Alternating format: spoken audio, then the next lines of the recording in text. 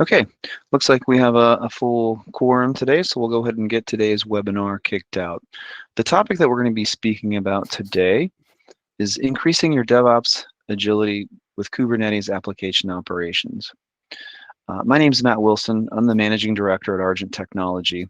Briefly on my background, I've been in the tech industry in telecom, software sales, and data center sales for about 25 years. Today, Argent Technology is focused on working with enterprise buyers to source data center solutions, cloud infrastructure solutions, and the networking for those solutions that enterprises are looking to deploy on their way to and through digital transformation. I work with cloud native companies who are born in the cloud and other enterprises who are looking to migrate some or all of their applications into a cloud infrastructure. It might be a single cloud or multi-cloud. I don't want to steal Chris's thunder, but also on the call with me today is Chris Munford, founder and CEO of NetHopper. Chris, can you give us some background on your history in technology? Sure. Good morning, Matt. Thanks for having me on today. I've got about 30 years experience in data center, cloud, and networking. I've been a development engineer and a solution architect and some other roles throughout that time. In my last role, I was a solution architect for a software vendor supplying solutions to AT&T. And they had a really sharp team of about 100 DevOps guys who were managing 7,000 machines on 4 different continents, a really good team. And I saw them struggle to become cloud native, particularly with the Kubernetes piece. So I founded NetHopper to make it easy so that not even people as skilled as that AT&T team could have a much easier time getting to cloud native. And that's why NetHopper began 2 years ago. Okay, fantastic. So Chris and I had spent some time sort of comparing notes on enterprise customers that we work with and looking to understand some of their in the cloud and going to the cloud, and we're going to cover some of those topics today. But before we get started, a couple housekeeping items. So all of the participants, everybody's on mute. So if you have any questions, please feel free to submit those via chat. I have received some questions prior from some folks that are interested in the topic. We'll be covering those at the end of the webinar. This is being recorded. We will follow up with a session link when we're done, and we'll also follow up with potential other information as needed to help people understand some of the different cloud Kubernetes digital transformation topics that we're going to be submitting today. Definitely, please submit questions and comments. Chris and I could talk about technology all day long, and it's always great to hear what some of the audience members are thinking about some of the topics and some of the content that we're talking today. And so with that, we'll get started here, but to paint a picture of the agenda that we're going to talk about, as I mentioned, Chris and I have been comparing notes around enterprise technology buying, what's going on, and what are some of the hot topics and key concerns that enterprise customers are seeing. And as we kind of went through that, this whole concept of digital transformation, going to the cloud, becoming cloud native, all of the kind of buzzwords that are out there today definitely came up, and we're going to talk about some of those today. And when we work through some of those technology concerns, a big one that kept coming up in our conversation was around Kubernetes. And as you start to think about deploying Kubernetes, what could be some of the pitfalls or potential problems that are out there that you need to be mindful of that could impact your cloud journey? And then I think of any cloud journey and some of the clients that I consult with regularly, the question always comes up: should I build it myself? Should I buy it? Should I do a combination? What are the pros and cons? And Chris and I are going to paint some pictures around what building some of these tools and options to support cloud native and or Kubernetes might look like, and then we'll wrap it up with questions. And so with that, let's get started. So Chris, I know we've compared notes on several of these things, and I think we have 6 topics that generally seem to bubble to the top that enterprises are interested in and kind of top of mind for technology buyers. But one we see is really this adaptation of technology and how enterprises are trying to figure out how to optimize, improve all of their tech stack, how to move it into the cloud.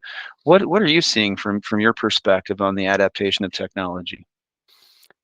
What I hear from customers is that they're adapting new technologies faster than they ever have before. There are so many options when you open yourself up to going to the cloud.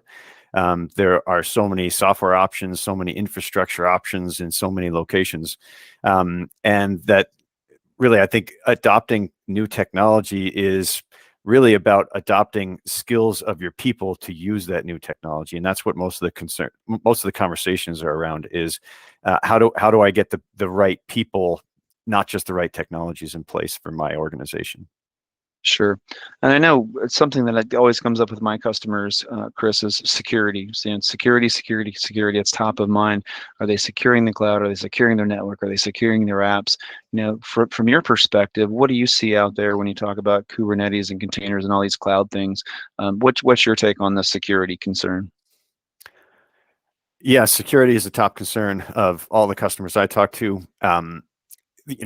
They feel like they had private data center security down with biometric scans and door locks, interlocking chambers. Then when they went to the cloud, I think a lot of people have gotten their hands around the security of having their computers in the cloud.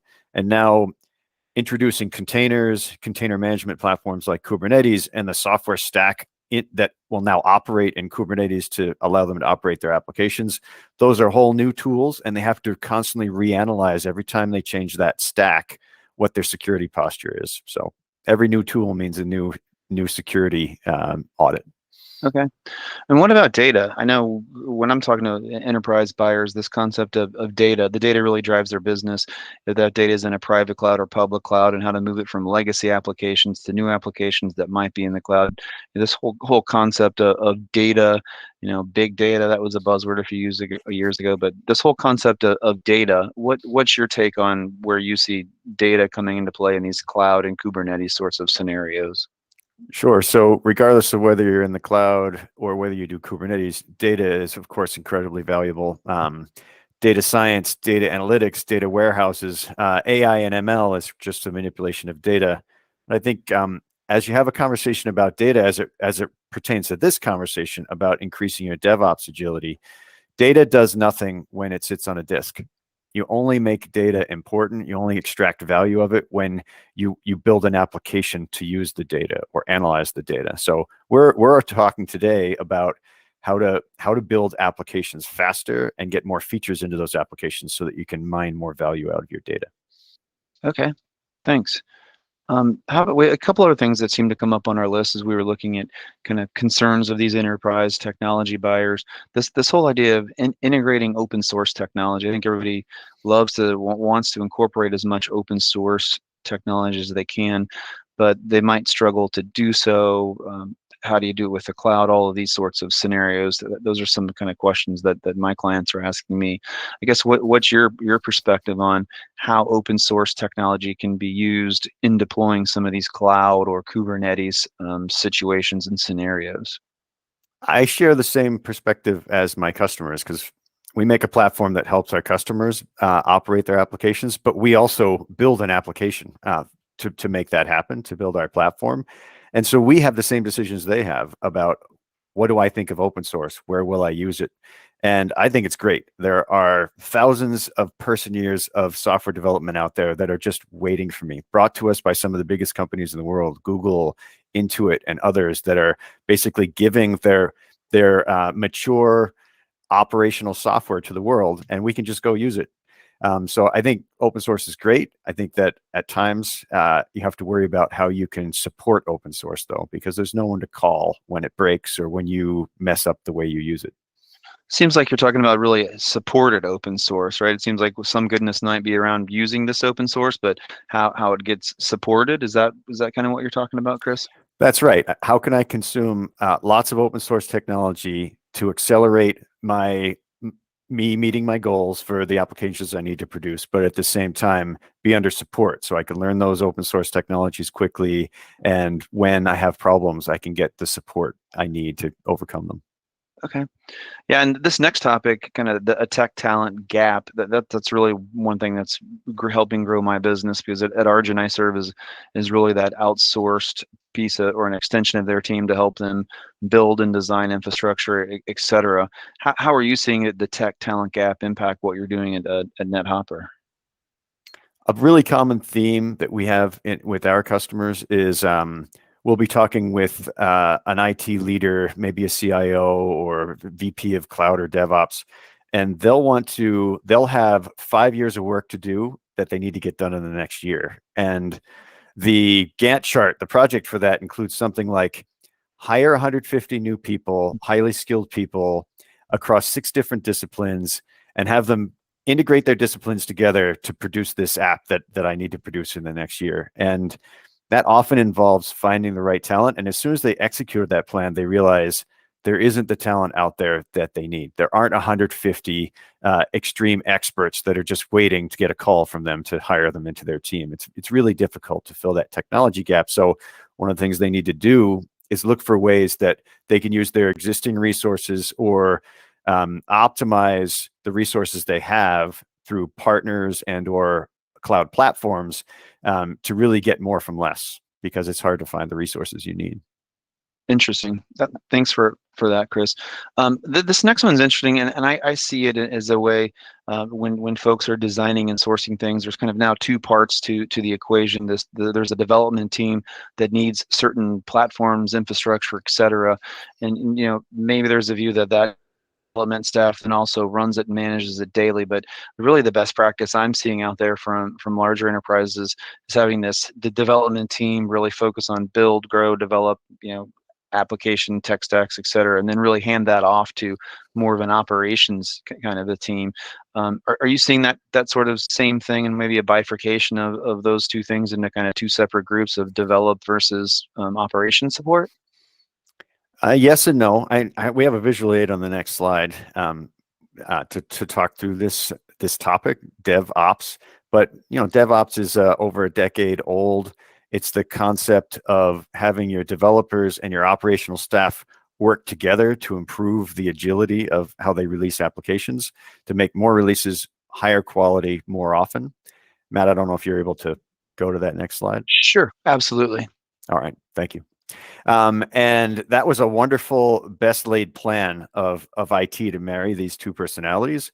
But it turns out, related to the skills gap, it's really difficult to find someone who is an expert on the dev process of writing code, testing code, and making releases, and also happens to have expertise in the operational side of the shop, where they know how to deploy those applications onto cloud infrastructure in an automated way and monitor and operate them and upgrade them.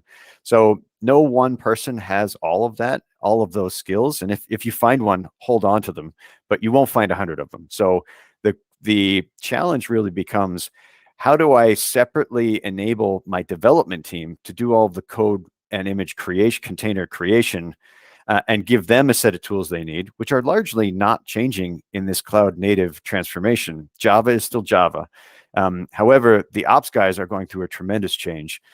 Cloud and Kubernetes changes almost everything about the way that they deploy applications, and they have to learn very quickly and decide which tools and platforms they're going to use to meet their operational challenges. Okay, great. Really appreciate that insight. And so when you start to think about this next concept, Chris, about cloud native or not, this term seems to be thrown around and means different things to different people. Chris, how would you define cloud native? What does it mean from your perspective? I think cloud native means, to me, I love the term because it's useful, but it's at the same time vague enough where everyone seems to have their own opinion about what cloud native is. Some people equate it as synonymous with Kubernetes, but I like to think of cloud native as native, like nativity, born. The Latin root for that word is born. So born in the cloud. So if you were to create all of your applications starting from today, and you had all of the world's resources at your availability, all the world's cloud resources, both from an cloud infrastructure perspective, and also from a cloud SaaS or software perspective, you build an application incredibly different today than you would, say, 10 or 15 years ago, before those cloud resources existed. And Sure. Building cloud native is about thinking about, how can I build things better given I can leverage all the things that are now available in the cloud? Okay, great.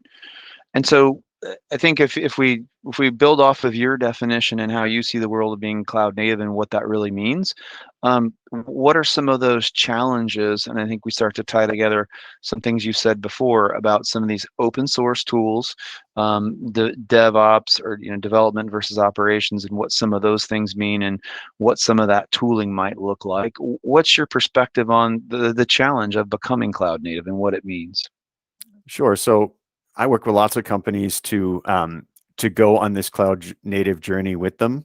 And I see their first attempt, and sometimes they've already had a first attempt, and I get to listen about how maybe some toes that they stubbed in their first attempt. And one of them is that people believe, like I said earlier, that cloud native is sometimes synonymous with Kubernetes. Kubernetes is probably the greatest open source software that's ever been given to the world by Google. I love it. Most people think that their cloud native journey is done if they install Kubernetes properly. But it turns out that that's just the start of your cloud native journey. That gives you the infrastructure to run your containers. But containers don't deploy themselves. They don't monitor themselves. They don't troubleshoot themselves, and they don't upgrade themselves. So what I see DevOps teams doing all over the planet is reinventing this wheel seen on the picture here, where they're putting a stack of software on top of their Kubernetes to help them deploy, monitor, operate their applications. And some of those tools are continuous delivery tools, which help them get all of their applications and containers into their many clusters. There's other tools like observability from Prometheus to basically help them monitor the performance of all their applications and application pieces in all of their clusters. There are other tools like multi-cloud networking tools that help containers communicate across two Kubernetes clusters. So there's this stack, and part of the problem that the world that many DevOps leaders have today is they believe they have to reinvent this stack, and it gets reinvented over and over at thousands of different enterprises. Right. Some of them do a great job of doing it. Some of them don't do a great job of doing it, but it's a lot of work and it takes a lot of people. And in some ways it fights against their application agility if they have to take a few years out to figure out how to get their operational software stack in place on top of Kubernetes. Okay.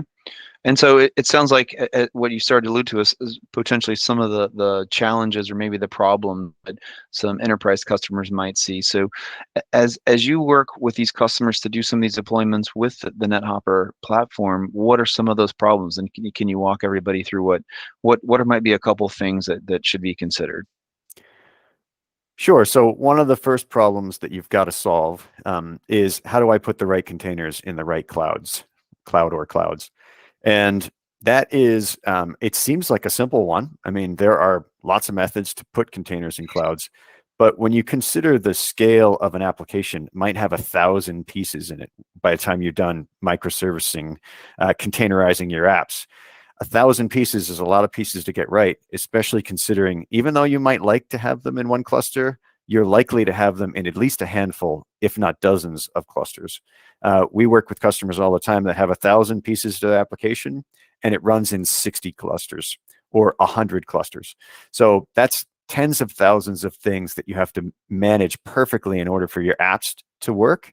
And then you have to manage them perfectly again every couple days when you upgrade those apps to add more features that are going to amaze and delight your customers that use your application. So getting the right containers in the right cloud at the right time with the right version is really difficult to do if you don't have the right tooling in place. The second problem is how to connect containers between clouds. Most people end up with lots of clusters at the end of the day. Lots of clouds, maybe one on the East Coast, one on the West Coast of the US, a couple in Europe, a couple in Asia. And they find that there's really no easy way to connect those clouds together, especially containers that are buried within Kubernetes systems. How do you get them to talk to each other across clouds so that you don't have to replicate all of your containers in all of the clouds? And that's something that Kubernetes actually does not solve.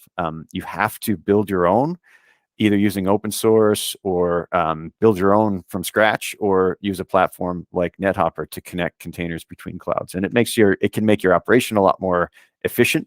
And it's something that people are struggling to do. Hey, Chris, this might be a good time to answer a question that has come in. So regarding clouds, does NetHopper support multi-cloud, in a single cloud? What is that? How does that work? So before I say what NetHopper does, most development application shops, they're going to have multiple clouds and multiple clusters. Even if it's just one for their development, one for their staging, one for their production, you'll probably also multiply that times one for each application they create. You might also multiply that again times one for every geography they have. So it's not really a debate anymore that almost every Fortune 10,000 company that have gone to the cloud have multiple clusters in the cloud. The challenge really for them is, how do I avoid multiple NOCs, multiple operations centers?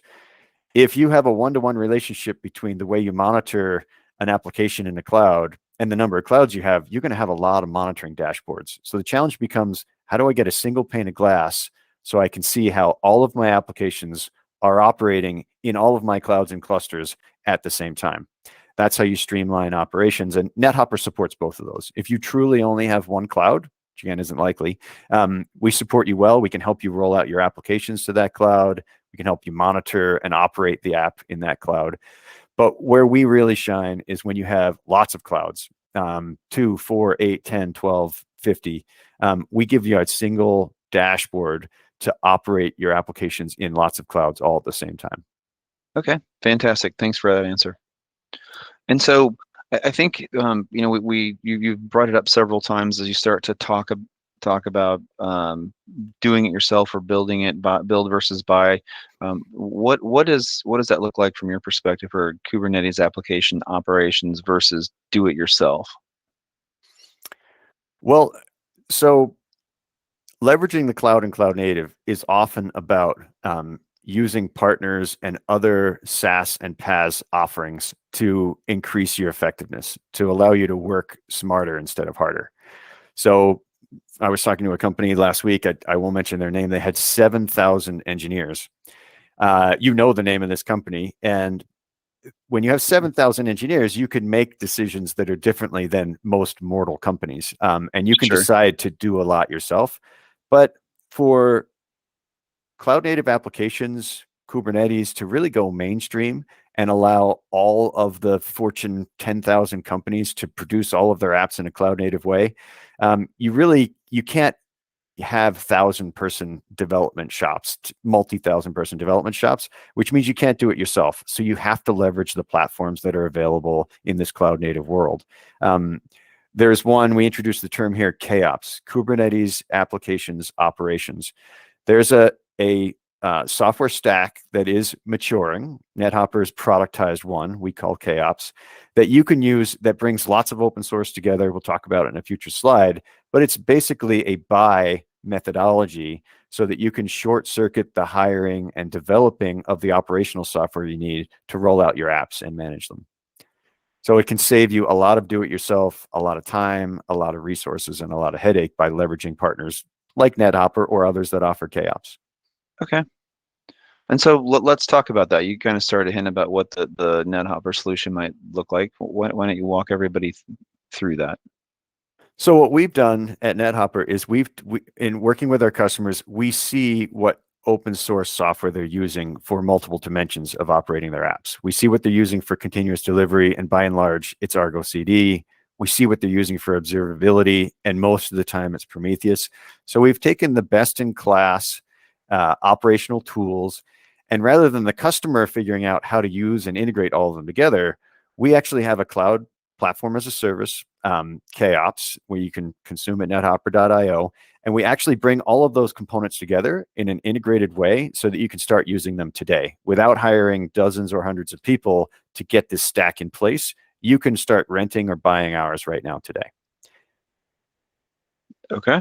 And with that, I'm seeing several questions come in, and good, we've got about 4 minutes and we want to be respectful of everybody's time. So as we start to wrap up today's content and presentation, Chris, can you kind of summarize for everybody what, why cloud matters and how you get there and what a proof of concept might look like? Sure. Behind some of these amorphous terms like digital transformation and application modernization and cloud native, what really matters is that you build better applications that capture more market than your competitors. And you know that that means that you have to have an operation whereby you can develop and release features faster than your competitors. It's the only way to win. It's the reason why companies like Amazon.com are dominating in the retail market, because they built the best app first. So that's why cloud native matters. It's about you building your apps faster and better than your competitors. Okay. And so, Chris, I'm seeing several questions come in. One is around the pricing. So, what does pricing look like if you're going to use NetHopper to do some of these things? So, pricing is also going through a transformation. Not long ago, you bought enterprise software that you downloaded, figured out how to use, and you paid a high price for it. And it didn't matter at the end of the day, really, how much of it you used. You still paid a high price. But the cloud pricing model is a lot different. And NetHopper supports a consumption-based pricing model, like most public cloud services, both infrastructure and software, whereby you pay by the drink. You pay for how much you use. So if you don't use much, in NetHopper's case, you can actually be on a free tier forever. If you use it enough to go off of that free tier, it's still consumption-based, and you pay per how much you use. If you use a lot, your bill is larger than if you don't use much, your bill will be smaller.